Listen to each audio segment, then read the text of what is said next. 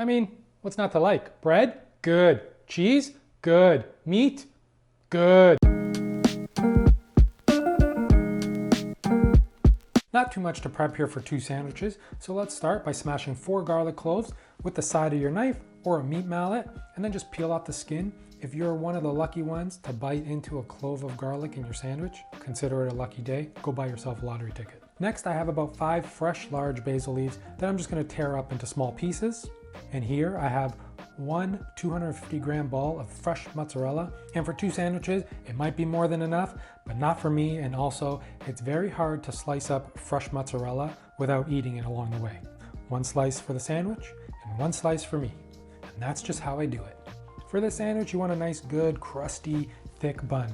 One that can withhold all the sauce and also still stay together when dipped into that bowl of sauce. I think calabrese buns work great, so I'm just gonna slice in half, drizzle a little bit of extra virgin olive oil on both sides of the bun, and then just place in the oven or broiler to toast up. And then once toasted, grab 1 of the garlic cloves that you smashed and just rub the toasted bread. Just a little extra flavor for the sandwich.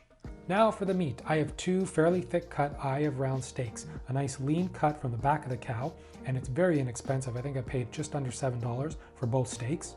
And each steak is about 175 grams each.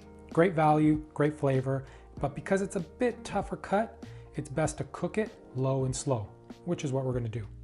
Trim any excess fat if you like, and because I have a meat tenderizer, I'm just gonna tenderize a little bit, but I'm not gonna be smashing it to make it thinner. I still wanna have a nice, fairly thick cut steak.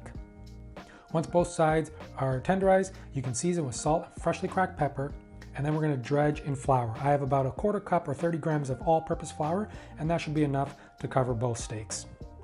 Cover the steaks in the flour, all sides, and then in a large pan on medium to high heat, add 2 tablespoons of extra virgin olive oil and place the steaks in to sear and develop a nice crust. I would say about 2 minutes per side, and then once done, remove and set aside. In that same pan, we're gonna add 3 tablespoons of extra virgin olive oil, add the garlic and the fresh basil, and we're gonna saute until the garlic has browned and is tender. And then we are going to add 400 milliliters of passata, which is just strained tomatoes. This is a homemade jar. And once added, stir continuously for 5 to 10 minutes, season with salt, freshly cracked pepper, and chili flakes for heat. Let the sauce reduce a little bit, and you can use any jarred sauce if you like, even a flavored sauce if you have a go-to one. Once done, we can assemble for the oven.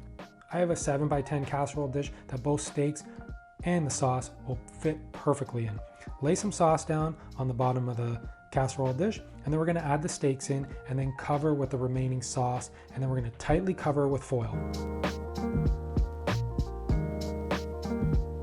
All right, so we're gonna put this in the oven, 250 degrees for 6 to 8 hours, low and slow, and we're gonna get tender, juicy meat. It is delicious. And the first time that I had this dish was at my Nonna-in-law's, and of course it was amazing. So I had to ask what the recipe was. She told me.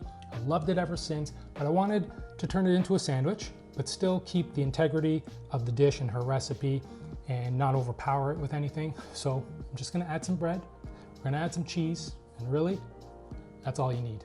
After 6 to 8 hours, remove from the oven and look how tender the meat is. You can cut it with a fork, and the sauce is even more flavorful now that it's been cooking with the meat. We're almost done. We're gonna finally grate as much Parmigiano Reggiano as you like over each steak, and then we're gonna place mozzarella slices over top each steak. Go light, go heavy, but you know me, I suggest go heavy. And then we're gonna place under the broiler until the cheese has melted and is browned. You can push it a bit farther than I did if you want more browning. And then we're gonna build our sandwich up, place the steak on your bread, and then some extra sauce on top, some extra sauce on the top half of your bun, and that's it. Oh yeah, and a nice bowl on the side of sauce for dipping. Easy, simple, delicious. Now bring that to the table. Is it a little messy?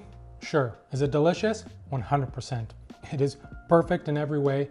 Simple is always best. So I hope you give this a go. And as always, the full recipe is in the description below. Please like and comment. Don't forget to hit that subscribe button. And until next time, ciao.